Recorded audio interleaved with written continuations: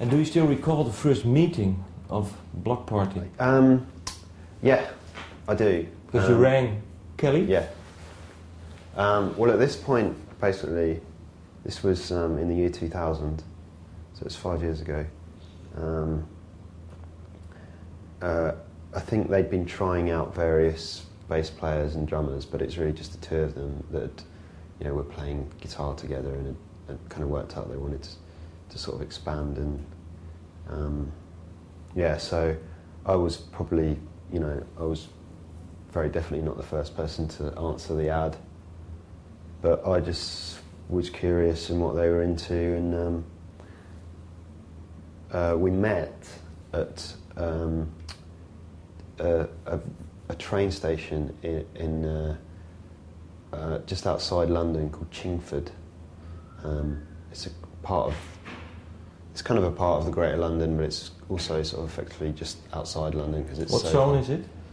It's I think it's 6. Zone, oh, really outside? Yeah, it's totally. It's Essex. It's in Essex. Yeah.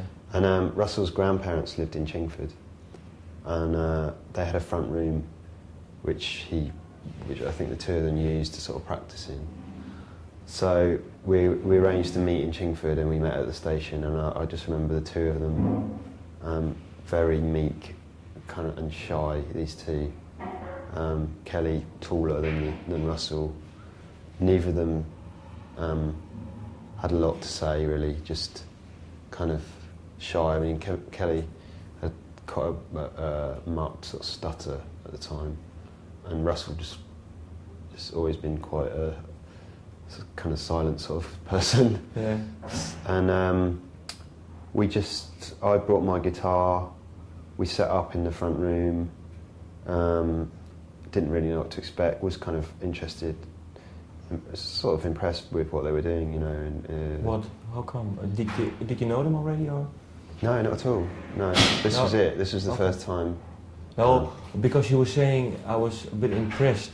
Oh well, how you know, come? we set up our guitars and started playing, and they showed me a couple of songs they'd got, with, you know, and sort of interplay. I thought it was quite interesting. You know, they both could play. Russell, obviously, you know, he was a bit more kind of technical and was doing lead parts, but they both had a really good, strong guitar style, and they were interesting kind of interplay with guitars. Okay. And yeah, I remember Russell showed me. He said, "Oh, we got this song which was called I don't know what it was called. It became a song called Life of the Party, which we played when we started gigging."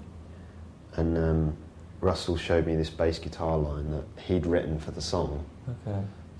He'd basically written this bass part to go with their two guitar parts, and he said, "Right, here's the part," and he showed me it, and it was quite tricky, and